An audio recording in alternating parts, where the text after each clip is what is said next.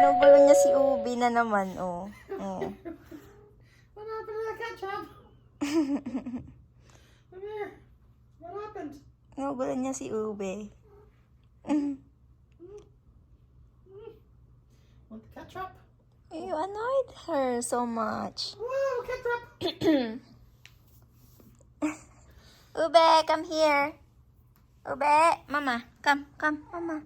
Oh, minyo, minyo, minyo. Sige, paano mo yung slipper ko?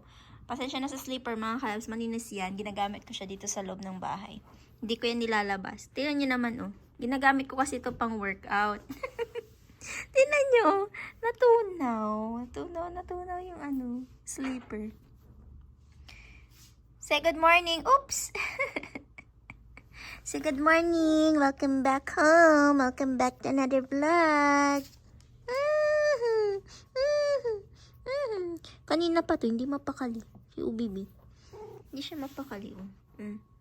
Ano na, Ube? Oh. Don't scratch my sofa.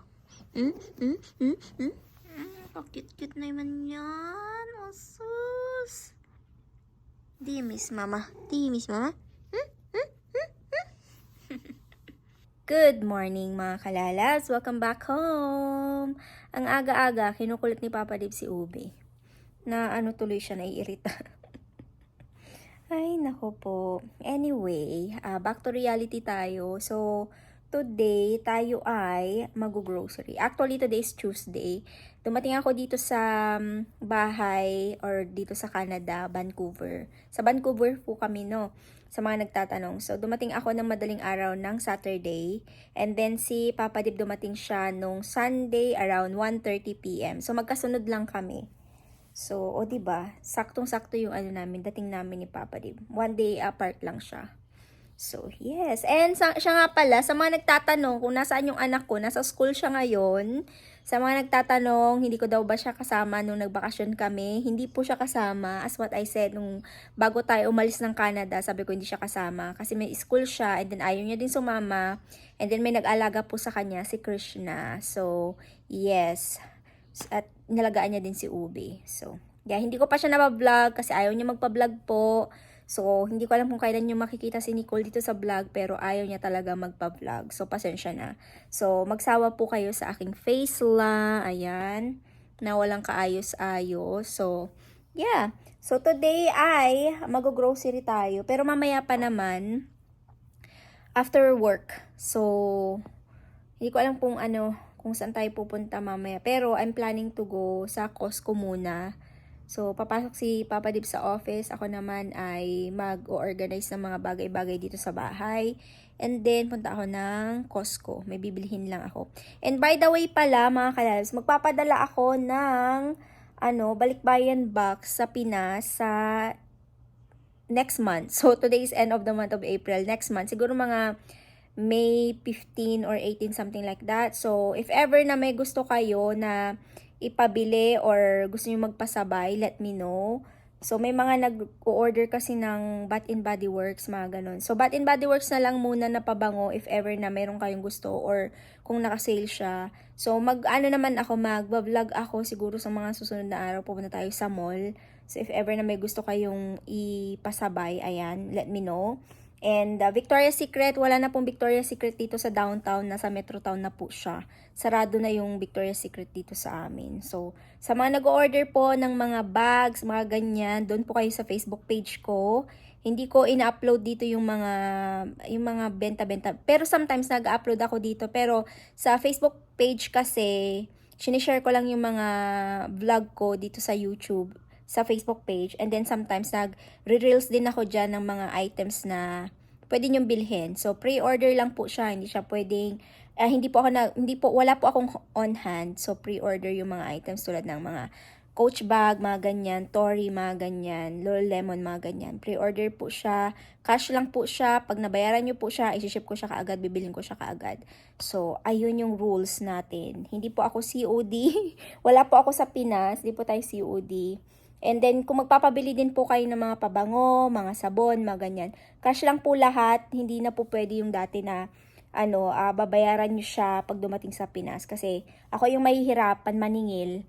Yung iba kasi last time na nagpasabay sa akin, nung dumating yung yung item sa Pinas, hindi na nila kinuha yung items. Pero sayang naman yung dinipi nila. Pero mas better na bayaran nyo na lang siya ng full para hindi na ako mamumblema pa, 'di ba? So babayaran nyo na lang pag dumating yung item sa Pinas, yung shipping fee. Yun lang yung babayaran nyo. So, yeah. Payment first before anything.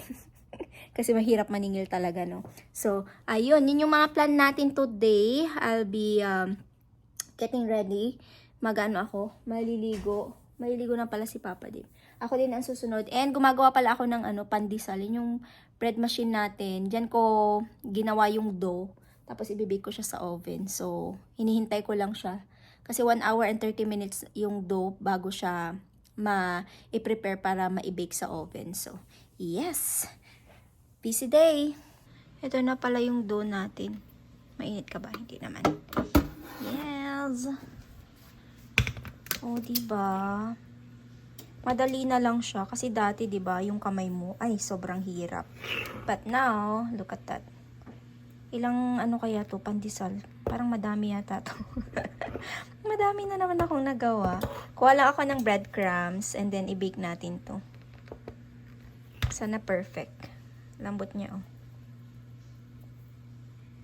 My love, how's the pandesal? How's the pandesal? Pretty good, but what is Give me this? that's I don't know. Why What is is it in a pandesal? No. Mmm, It's good? very nice. Yeah, ito na yung pandesal natin, oh. Taran! The pandesal! Masarap to pag pangalan nito meron kang palaman. Wala siyang palaman eh. Yung pangalan nito normal lang. Looks good. Gustong gusto ko yung lip tint ko today. Am I pretty, my love? You have a very nice glow. Way, you're very... I have a good rest. You're very You are one nice. day ahead of me on a jet lag. I know. And alam niyo yun, nandito ko, tinutubuan ako ng mga pimples dito sa likod ng ng dito, oh. Ayan, oh. Tayo lang, pakita ko sa inyo. Aray ko, ang sakit. Dito siya. Hindi niyo makita masyado, pero masakit. Mga pimples. Gusto ko yung lip tint ko talaga. Arcadia to, mga kalalabs. Different shade. Hindi ko alam kung ano yung shade niya. Lagay ko na lang dito. Ayan. Tapos yung ating, hindi pala cushion foundation yung, merong nag-comment. Tinatanong ko ano yung powder na, compact powder na gamit ko dun sa vlog ko nung nakaraan, nung nasa Hong Kong tayo. Hindi po yun powder. It's a cushion foundation. So, hindi po siya powder. Cushion foundation yun. Ang alam ko, meron din yata silang powder. Correct me if I'm wrong. Yung pangalan niya is, anong pangalan nung scientific? Kailan tingnan natin. Hindi siya scientific. Scientific ka dyan. Pangalan niya, Scientific. Scientific yung pangalan niya. Scientific. Bakit kaya pinangalanan ng Scientific to? Again, my shade is Petal 03. Yun yung shade natin. Scientific. Scientific yung brand. So, meron pa yata silang ibang product, skincare. Meron din yata sila. Di ko lang alam, no? Pero yun lang talaga kasi yung bet ko na bilhin. Pero alam ko meron silang mga skincare product na nakikita ko sa mga video creator. So, yeah, try nyo. Maganda siya. Ayan, oh. Ganda-ganda ng niya. Sa mukha ko. Hindi ko nilagyan ng powder yan. SPF lang. Bye, love. Where are you going? Going to Shoppers. I buy the ingredients for the pasta for dinner tonight. At Shoppers? No, not Shoppers. I'm going to stop by Shoppers. I need to buy something there. Yeah? Now, London Drugs has been closed for several days now. Why? They got hacked. They got hacked for what? I don't know. They didn't say. Oh, they got hacked? Oh. So they're not... Oh, okay. How long they been closed? 3 or 4 days. Oh, that's why when I passed there, their shop is closed. They got hacked for what? The pharmacy? Probably. Maybe everybody's ID. Oh no. Hacker. Okay. Maybe we should become hackers. What do you think? I'll see you later. I hope so. Bye. Bye, love you. Love you. Ang ganda ng weather. Mahangin nga lang. Medyo malamig pa rin. Pero that's okay. Basta maganda yung sky. So, punta ako ng Shoppers. Galing na ako sa IGA. Hindi na ako nag-vlog doon. Kasi kumuha lang ako ng ingredients para sa sa pasta for dinner. So, yes. Daan ako sa saglit sa bangko tapos Shoppers. Bili ako ng conditioner. Ito yung gamit ko kasi may kulay yung hair ko. So, ayan. Yan lang. And bumili din ako nitong ayan, pang natin. Cotton pads. Naubusan na ako. So, matagal ko na rin tong gagamitin. Pati si Nicole. And yung shampoo ko pala ito, Head and Shoulder. Sa mga nagtatanong. Kasi sabi nila, ang shiny daw ng hair ko. So, ayan lang. Gusto ko lang i-share sa inyo. And tapos na tayo dito. Kaya, uwi na tayo. Yun lang. Nandito na ako sa bahay, mga kalalag. Saglit lang talaga ako sa labas. Kasi hindi ko alam kung matutuloy kami ni Papa di mamaya mag-grocery. Yung malakihan ba? Plano punta ng Costco, tapos Superstore. Tama ba yun? Superstore. Yung malaking grocery sa may hindi ko alam kung anong yun, address. Pero Superstore. So, ito yung mga nabili natin. Ayan. Sauce para sa aking pasta. And tomatoes para sa avocado guacamole or something like that. And then lime. And parmesan cheese. Meron din ako nitong ganitong pasta. Yerba mate or yerba mate. Hindi ko alam kung paano basahin yan. Masarap kasi ito. Kahit kalahati lang yung inumin mo dito. Parang kape lang din siya. And hindi siya yung sparkling na drinks. Kasi ayoko ng sparkling. Pero meron silang sparkling na ganitong klase. And ito yung nabili ko sa Shoppers. Ito lang talaga. Cotton pads and then yung ating conditioner. Kasi naubusan ako ng conditioner. Ayaw tumigil yung aso na tumatahol. May tinataholan po siya for today's video. Ayan lang. Nabili natin. So mamaya ako magluluto ng pasta. Mga around 4 or 3 p.m. Something like that. Okay. Ay. Nag-iisip ako. Meron ako iniisip. Nag-iisip ako. Meron ako iniisip. Ganun, no? Meron pa pala akong leftover nung ginawa kong pangalan nun. Roasted chicken. Pero konti lang naman. Tapos konting mashed potatoes. So, si Papa Dib kasi nagre-request ng mga kung ano-ano. Ito nga yung request niya to. Tapos roasted chicken kagabi. So, sabi ko, okay, pagbigyan natin. Kasi na-miss niya daw yung luto natin, no? Na-miss nila yung aking pagluluto. Alam na DS. Ito pala yung mga dala ko galing sa Pinas, mga kalalag. Our kitchen. Tapos pakita ko sa inyo. 4 na piraso. Actually, 6 na piraso to. Iniwan ko yung 2. So, burong isda. Ay, burong isda pala to. Ano yung na-try ko dun sa bahay? Burong hipon? Or dalawa to. Ayun, na-try ko to sa, sa Pinas. Iiwan ko na sana to. Kaso nga lang, sabi ko, yung na lang, yung 2. So, 2 tagda-2 pala yung order ko. So, spicy garlic toyo in vinegar. Tapos, tinapa. Garlic tinapa. Tapos, meron akong garlic tinapa na spicy din yata. So, ayan. Kasi ito, pag binili mo dito, mahal siya. Nasa $23 yata.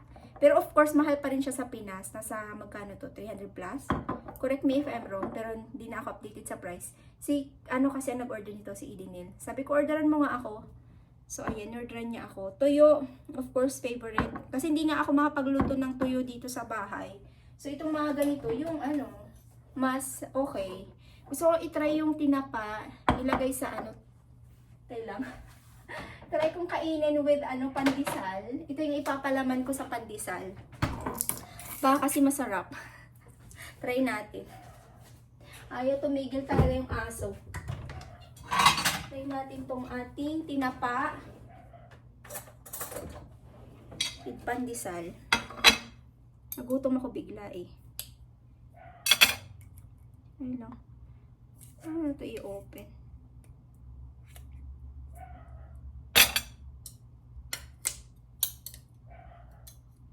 yung weather dito sa amin. Gumaganda na.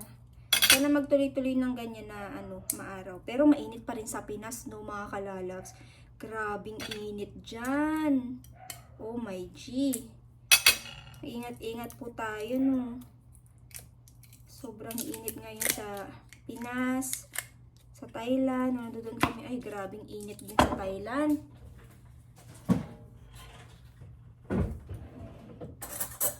Kain tayo. Try ko yung pandesal natin. Ayan. Look at my pandesal. Parang monay. So, okay naman yung ginawa ko sa pangalan nito. Sa bread machine yung ating mixture ng pandesal. Okay naman siya. Wala naman naging problema. Pero I think, kasi yung ginaya kong recipe is hindi yung recipe na ginaya ko nung nag-manual ako. Yung wala pang bread machine. Siya, ibang recipe. So, mas bet ko yung una kong ginawang recipe. Ayan, try natin to. Ako lang bang gumagawa nito? Yung pinapalaman mo yung tinapa sa tinapay. Ayan. Sana hindi to masyadong maalat, no? Kasi yung tuyo maalat. And understandable naman na yung tuyo is maalat kasi maalat naman talaga ang tuyo. 'Di ba? Ayan. Tingnan nyo naman, oh. Yummy! Kain po. Kain tayo. Try nga natin.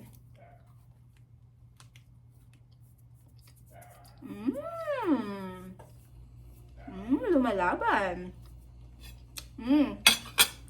Sarap.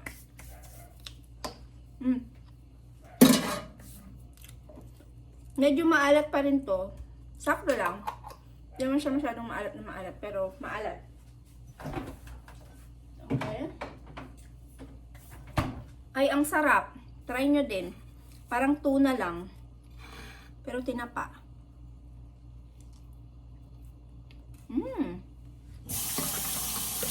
Sarap. Meron pala akong sasaguting question, mga kalalans, kasi may mga viewers tayong nagme-message sa akin. And kasi nga 'di ba meron tayong vlog nung nasa Pinas tayo, yung shinare ko kung saan nakatira sila papa ngayon, kasi nga 'di ba nabenta na natin yung dati nating bahay or dati naming bahay. So may mga nagtatanong kung meron na ba kapalit or may nakakabili na ba daw kami ng lupa, kasi yung iba nag-o-offer na magbenta ng lupa. So yung po lupa is meron na po kaming nabiling lupa. So, yung plano na lang para sa ipapatay yung bahay. So, for now, wala pa po ako ma-share sa inyo about dun sa ipapatay yung bahay kasi, syempre, nagbabudget pa tayo para dyan. But, don't worry kasi, i-share ko naman sa inyo kung anong mangyayari sa ating, forever house na tawag. Kasi forever house na yun eh. Pag naipatayo ko na yun, doon na talaga yun. So, sila papa, doon na talaga sila. Hindi na sila lilipat, ganun. So, doon na talaga siya. 'Di ba? Hoping na magawa siya sooner than I plan. So, yeah, ipag-pray natin lahat kasi lahat naman is magiging okay, mapapatayo ng bongga kung ano yung gusto mong bahay. So, alam niyo sa totoo lang, mga kalas, ang dami ko natutunan doon sa dati naming bahay. So, nagkaroon ng problema doon. So, hindi ako naging mapagbusisi before kung anong sukat ng lupa at anong sukat nung dati naming bahay. So, si Papa lang kasi yung nagmamanage doon before. Ako lang talaga yung nagbibigay ng pera para pambili ng lupa at saka doon sa papapatayo ng bahay. So, wala talaga akong hindi talaga ako nakamonitor, yun yung tawag, 'di ba? So this time gusto ko mabusisi, gusto ko maplanong mabuti yung mga bagay-bagay kasi ayaw mo na magkamali, ayaw mo nang gawin yung the same mistake na nagawa mo before doon sa dating bahay na pinagawa natin, 'di ba? So ayun, and gusto ko lang to i-share sa inyo no mga kalalabs na dapat pagbibili kayo ng lupa, kailangan tama yung sukat, tama yung nyo kasi yung dati naming bahay nagkaroon ng problema na sobrahan yung pagpapatayo nung namin. I think mga less than 2 meters lang yata. Si Papa kasi is napa-move niya yung Poso Negro lang naman yun. Yung Poso Negro ng farther doon sa sukat ng lupa namin. So ayun, nagkaroon siya ng konting problema. Pero maayos naman yun mga kalalab. So, hoping maayos siya, 'di ba? Or naayos na siya, parang ganun. Kasi nahiya ako dun sa bumili ng ng dati naming bahay.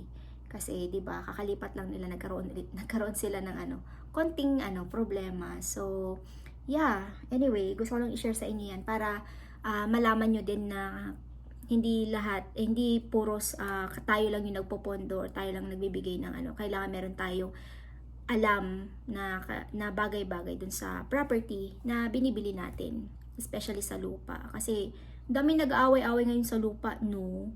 Tulad nung kaibigan ko, nagpa-survey sila. Correct me if I'm wrong, no? Yung survey, sila yung nagsusukat, survey ng property.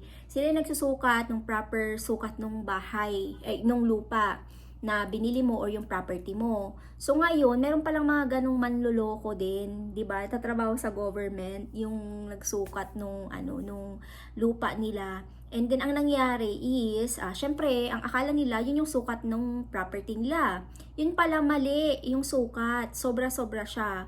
Ngayon, yung pinatayo nilang bahay, kailangan tas-tasan kasi na-over din sila doon sa pinatayo nilang bahay kasi ang alam nila yung sukat ng lupa nila is doon. Alam mo yun?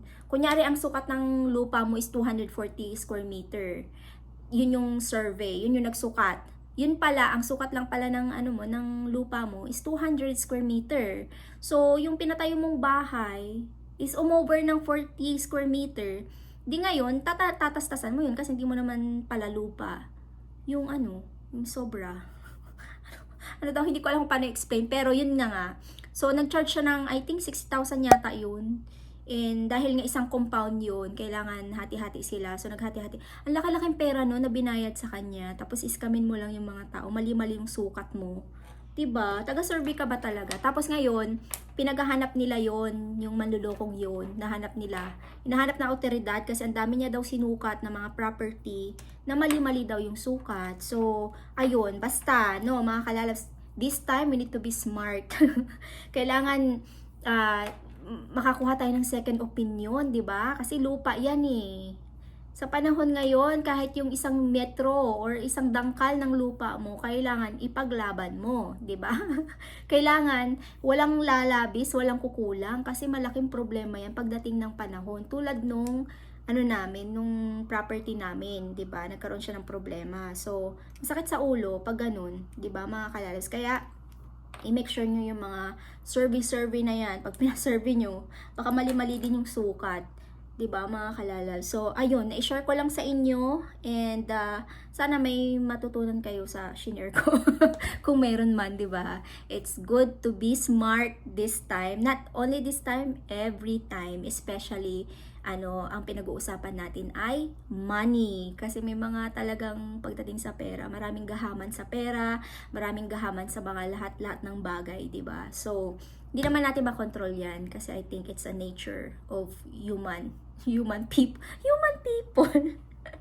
Pero alam mo 'yun, mas din pag sabi nga nila, pag nanloko ka ng kapwa mo, pabalik din sa'yo. 'Di ba? Parang ganun. So, yes. Grabe yung nangyari doon sa ngayon. Sana mahanap nila yon.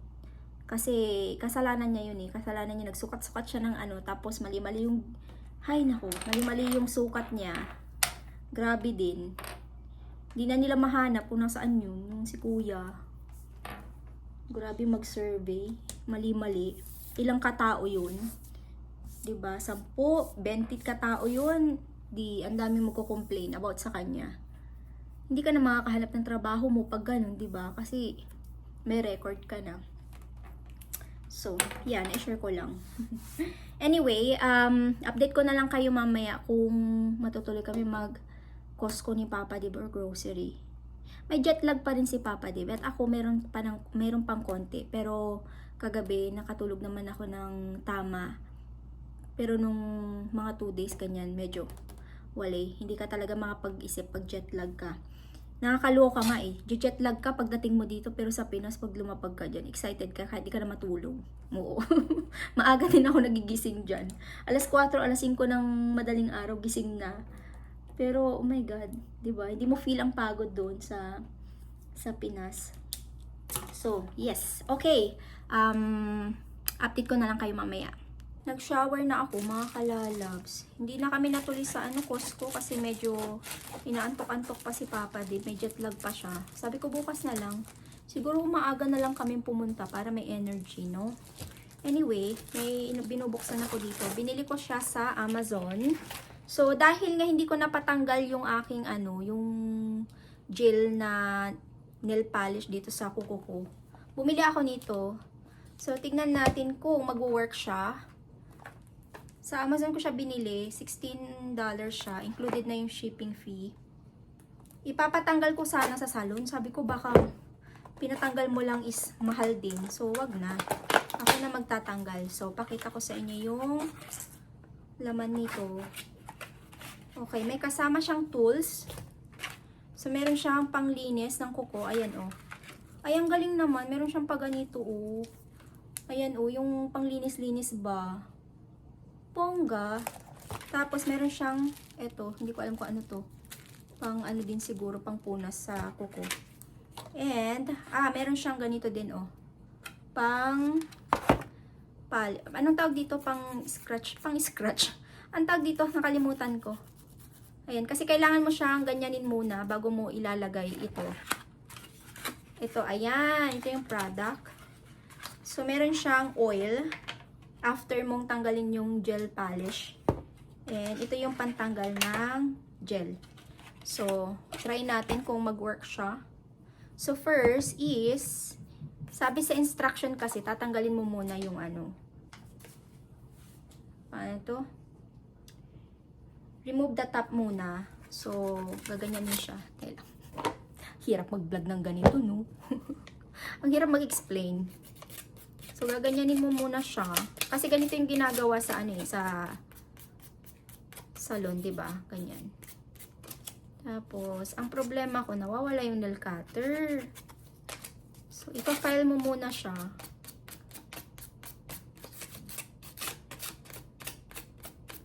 O, 'di ba? Ganyan yung itsura. Kita nyo ba? Parang hindi nyo makita.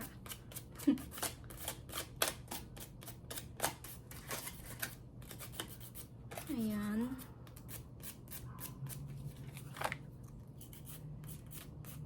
Tanggalin ko muna to, no? Update ko kayo kung ano nangyari. So, ganito yung itsura ng ating kuko ngayon. Ayan. So, nilagyan ko siya nito. Tapos, pag tapos na, ito yung ilalagay natin. So, ayan. Hinihintay ko lang siyang umalsa. Tapos, tatanggalin ko na. And, ito yung natanggal ko na. Ayan. Okay naman siya, especially pag nilagyan mo siya ng oil. O, diba? Bongga. Tapusin ko lang to, no, mga kalalabs. Tapos na ako naglinis ng kuko, mga kalalabs. Natanggal ko na yung aking, gel polish, o, diba? So, ayan, worth it siya if you want to buy this sa Amazon.